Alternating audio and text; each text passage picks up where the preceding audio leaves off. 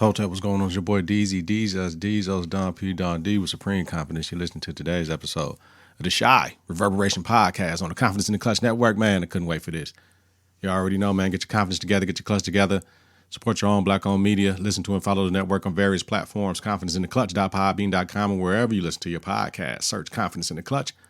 Follow, share, rate, and review is important. Visit us on Facebook at Confidence in the Klutch. Follow us on Twitter, Instagram at K&K. Coming up, talking about Season 5, series premiere of The Shy, what we know so far, favorite moments of the show, current episode synopsis, and 7 things to know about episode 501, Overnight Celebrity, and season prediction. Like always, bring you quality content with strong opinions and facts.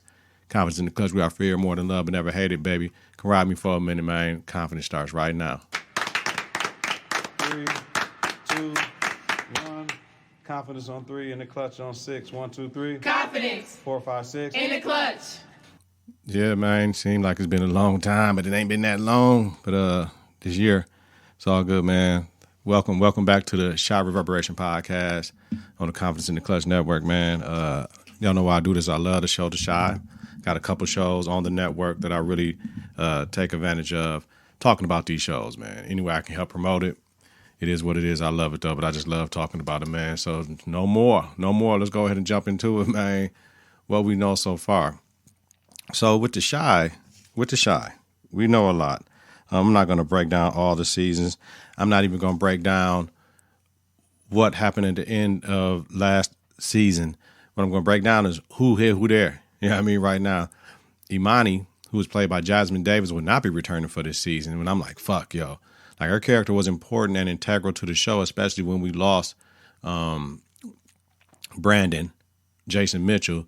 Then we had Lala come in and play Dom, but we needed another strong character to replace Brandon, and we didn't get that because they didn't have Dom in a lot of scenes, and her focus of the show wasn't as strong as tackling social issues in Chicago and trying to do the right thing, how Brandon found himself in the middle of, and he tried to do the right thing, and unfortunately got killed trying to do the right thing after he knew he was in over his head with who he was dealing with Duda. So reportedly, Jasmine Davis asked for a vaccination exemption and then turned in a fake vaccine card. And since she asked for an exemption, they investigated and she said, I ain't coming back. But that was after last year. So I don't understand. But shout out to her. She reported a toxic environment and being bullied online and all that. I mean, nobody can say what it is to be in somebody else's shoes and how you should feel. But when you in the public eye, and tell everybody, fuck you. Like, you know what I'm saying? Like, fuck you. Like, that's just how you got to feel. They could say mean and hurtful things, but like if somebody say I got a booger in my nose, I got a booger in my nose. But, I can't sit here and say that might be easy for her to deal with. And, so she talked about a toxic environment on the show. She didn't go into that, though, because, if they say that, then it's like, well, should y'all fire Jason Mitchell? Like, he created a toxic environment. Who's really the toxic people there? Was he the scapegoat? He tried to say nothing without saying nothing. Look at Barton Fitzpatrick, who they wanted to have as a love interest of Imani. He said no, so then they brought in, his brother Trig for that. So, it is what it is, man. So the Shy is the Shy. We know what it is. It's like I said, we're not going to do what we know so far. We're going season, baby. So let's do it. Let's jump into this season right now. Current episode, season 5, episode 1. We're going to call it 501, Overnight Celebrity. Synopsis. Emmett tries to win Tiff back. Keisha starts a new chapter. Kevin gets more passionate. Jake tries out for basketball. Papa starts trouble at a pep rally. Jada hits a roadblock. Trig takes a major step. Duda and an old face visit Tracy. And when that shit said Duda and an old face visit Tracy, I did not think what happened when he said that. You know what I mean? Because remember, Tracy, Roz, and Duda had damn near relationship. So let's jump into it, y'all. Can we jump into it? Let's jump into it. Favorite moments, favorite quotable moments of the show, man. Let's jump into that right fast. There are more things. The more things change, the more they stay the same with the Emmett and Keisha shit, right? That's what I thought when it jumped off. It was a dream, but it was like, yo, what the fuck? Here we go. My quotables. Just because I walk with the Lord don't mean I'm blind. And I like what I see in you. Close your eyes. And like, that was Papa and Lene. Pops, you got to let me buy you some AirPods. I ain't fucking with them things. They ain't nothing but the feds. Emmett and Darnell. I'm not finna be your living fuck buddy. I don't need you for that. I ain't got no issues in that department. I ain't pressed. Tiff and Rob. And then when Duda, favorite moment of the show, when Duda and Quentin showed up at Tracy's house.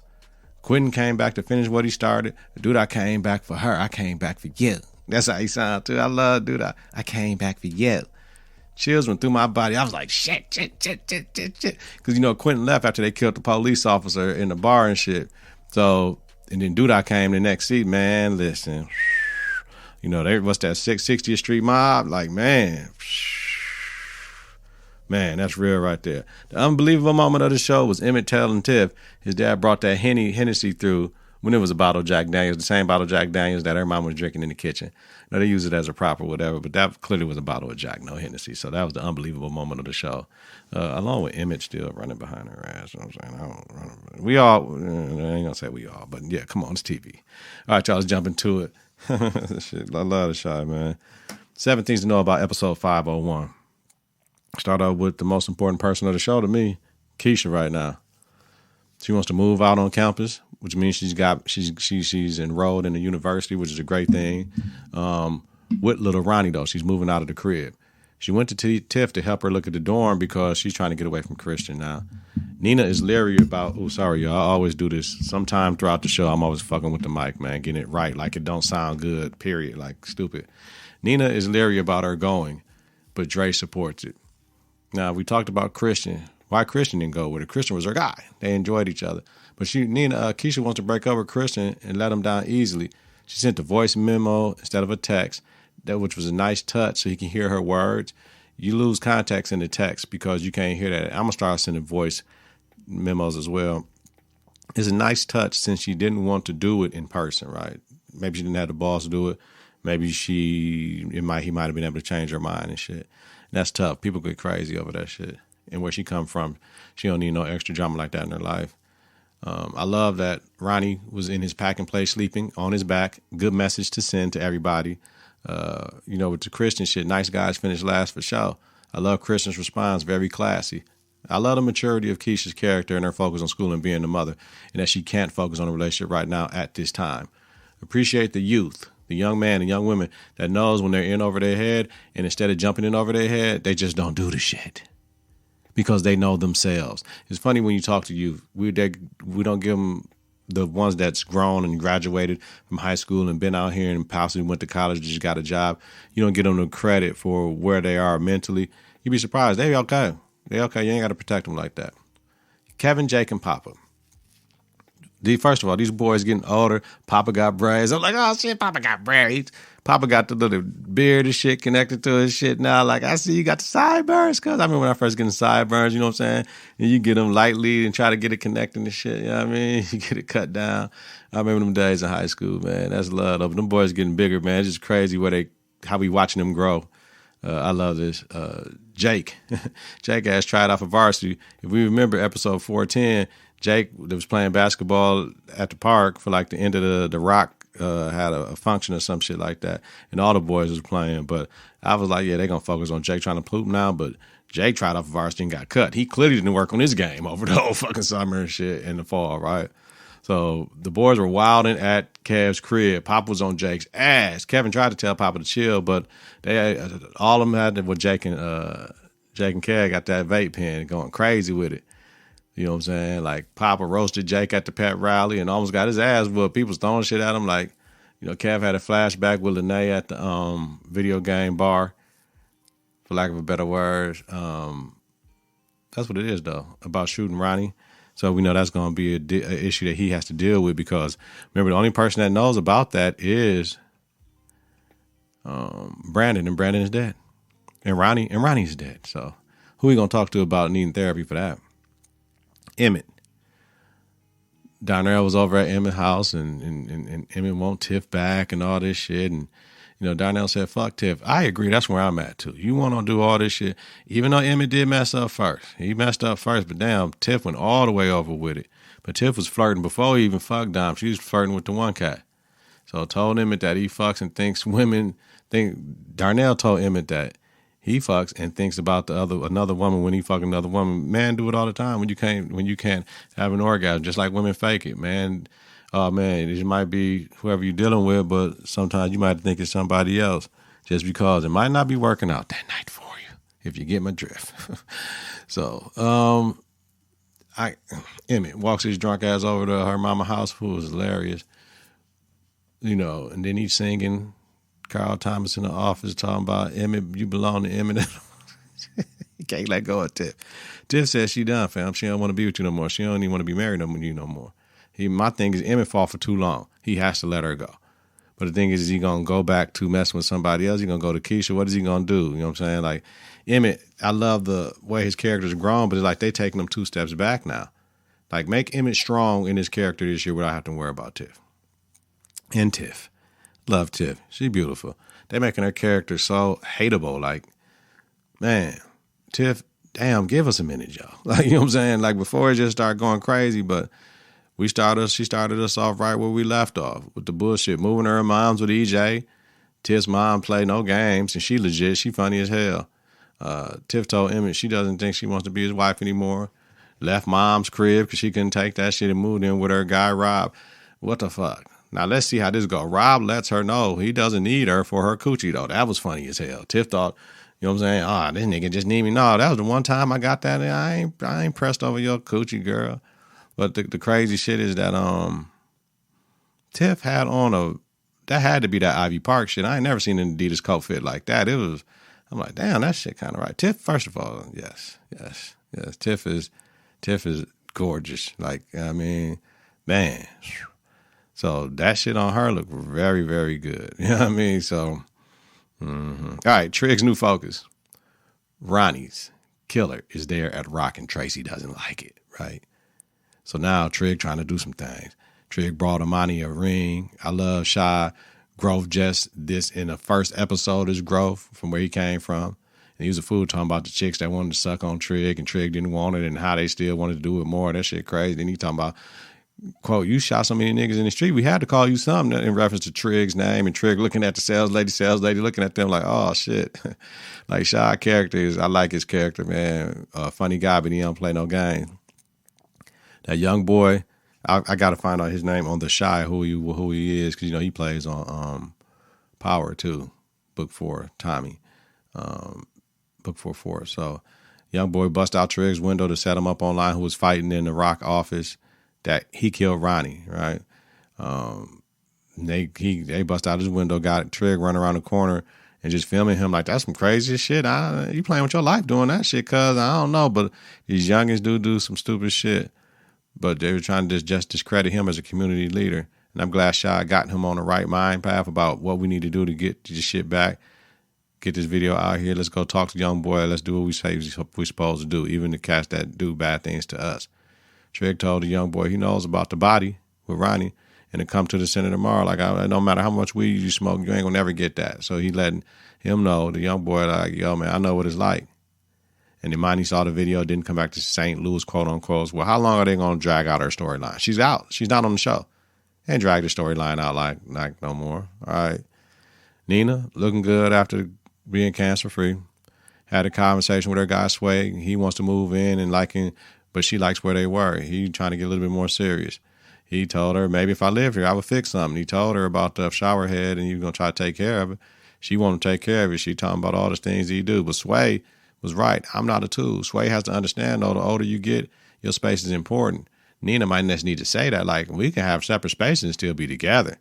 Shit, if I got married and me and my wife, we could have 2 different houses. I don't even care. Like, sometimes you need your space. Fuck being downstairs. You stand downstairs, you're still accessible. And I don't know. It all depends. I'm saying that now, but maybe that's what needs to happen. But Nina's stuck. I mean, so Darnell come through talking about, I'll be your Mr. Fix It. Like, that's what she needs in her life right now. She don't need nobody trying to be her man, but just be her helper, her partner. Like, it's a delicate balance. That's why you got to find somebody that want the same things you want. So I hope she finds that. But, you know what I'm saying? She kind of wanted to give the pussy to Darnell, but didn't. But Darnell, the fool, like, fuck them kids when it came to getting something talking about Sway and Dime. He was going to call Dime like, yo, Dime, I'm finna get some pussy with Nina, so I'm probably be done with you. You got to love it, man. And Miss Gemma, man, she had her ups and downs last season, but she came through today. I like how she walks with her head high. I love Gemma. Her writers is for real. Like, whoever writes for Gemma, I I love that shit. Her mind is really advanced for her age. Gemma missed the tryout, right? Because Jake was like, I'm going to try out today, and she had something to do after school. And Gemma asked Jake afterwards if he wanted to be in the NBA type shit. That shit was funny. Oh, you want to be in the NBA? Nah, Jake expressed wanting to be good at something. That shit was funny. Gemma said he could be good at other things. Tried to give Jake a heart pie. And he said, I don't want that shit, and walked off. Just little asshole niggas. Like, that's how shit be. Funny as fuck. But Gemma didn't like that. It made her take a mental health day. So see, why sometimes we think this shit funny. Immature boys, immature girls. But when they hurt somebody's feelings, you never know what that does to that other person. That's why we got to talk with our kids and listen to our kids a little bit more. So Gemma's father is a real one, and I'm glad they pointed that out. Like, we think it's funny because he being a little asshole. We got to remember she's an impressionable 15-year-old girl who don't know why he acting like an asshole, but he's just mean to her, and she trying to stay 10 toes down and questioning if she should have fucked with dude over staying with her first boyfriend shit. Gemma's father broke down how they need to be close. And fuck that Gemma's father shit. That ain't that is not his name. I'm sorry. Let me get back to what is Gemma's daddy name? What is let me hold up. Well, next show, because I ain't finna go through all this and try to find out. But he deserves his let me see. He deserves me to, I forgot. I just forgot his name. I just forgot his name, man. Let me see. What's Jim's father's name on the show? Marcus. Yep. Marcus. So Jim's father, Marcus, had a real conversation with her, broke down how they need to be close and talk now so they can have a real relationship later on with her father. Like, it was a very powerful moment. And I appreciate them putting that in there, because sometimes they don't want to show the black fathers, and black fathers have always been around, always been present. And I'm glad Marcus is okay in the show today, that he didn't die off the show. And I wonder how they're going to address the shit that dude I did to him. Does he know he can't say, dude, I did that shit? You know, but Jimmy asked her dad if she should have stayed with Kat. That shit was crazy. I mean, he just gave her the juice. All right, y'all. This is going to season predictions, but first always, what did I predict? So at episode 18 for 410 last year, I said, we didn't know the season finale leaves a blank slate for this season. This next season, Ross took the mayor position. So what happens to Rock? We see Rock is still intact. Dude, I was on the run. Is this last we see him? No, because he showed up at Tracy's house at the end, which is a great scene. Marcus is alive. What will he say and or do? We don't know, but we know he's still in Gemma's life. We don't know what's going on. Tiff is fucking cat still. Emmett has to leave her. Now, yes, Tiff wants to leave the marriage, and now Emmett has to leave her. So, and I was talking about how I wanted a better ending and all that, but at least no one died. One thing is they missed the pandemic. Next season is totally open for any direction with some unfinished storylines. As a fan, what more could I ask for? If this is it for Dude Much Love, he was a major factor in the show, and who will fill his role, and what happened with Dom. Thank you. I still don't know where Dom is. Dom just disappeared off the last few episodes. She wasn't in this one. I don't get where Dom is. I looked online. It doesn't say anything about Dom's not on The Chi anymore. So, season predictions. After watching the trailer for this season on The Chi, at the end of episode 501, we got Duda and Quentin are back. Both are back. Trig ponders if he can do something. What is that, I wonder? Is he going to try to run for mayor now? Who knows? Emmett goes to Rob's house. EJ is there with other children. Emmett wants to be a better father, expressing that to Keisha. Tracy tells Roz if she does anything to damage what she's built, she would kill her herself. Damn. Nina and Dre look to be in some shit again, the way they looking at each other. Kev is at a party and eyes someone, a young lady, new love interest. Darnell, Nina, and Sway have to figure it out because Sway wants more. Nina likes where they at, and Darnell is on the hunt because he feels like that's the woman he lost. Papa, Kev, and Jake have a falling out over Papa believing they're never there for him. Maisha's on stage with her bomb-ass raps, and Quentin introduces himself to someone as, I'm the boogeyman. Motherfucker, like, nigga, who is you? I'm the boogeyman. Let me introduce myself. I'm the boogeyman. Like, you better watch who you're talking to, man. So, I'm glad the Chi is back. Y'all know what it is. I'm going to do this every week. I'm going to try to have it out the next day after it airs. Before it airs on the show this week, I missed the premiere, so I'm a day late. But this will be up every Sunday before the show airs on Showtime. And that's it, y'all. Let me know. Show comments, social media. Let me know. Post this shit. Share this shit. Get your confidence together. Get your clutch together. Support your own black-owned media. Listen to and follow the network on various platforms. ConfidenceInTheClutch.podme.com, wherever you listen to your podcast. Search Confidence in the Clutch. Follow, share, rate, and review, and support. Visit us on Facebook at Confidence in the Clutch. Follow us on Twitter and Instagram at K&K. Have a safe and healthy night, y'all. Listen, if you're listening to this on the daytime, create a great day on purpose. Weekly, Deezy, host the Shy Reverberation podcast, the Confidence in the Clutch podcast about the hit TV series The Shy is coming at y'all, straight at y'all. Peace out. 3, 2, 1. Confidence on 3, in the clutch on 6. 1, 2, 3. Confidence. 4, 5, 6. In the clutch.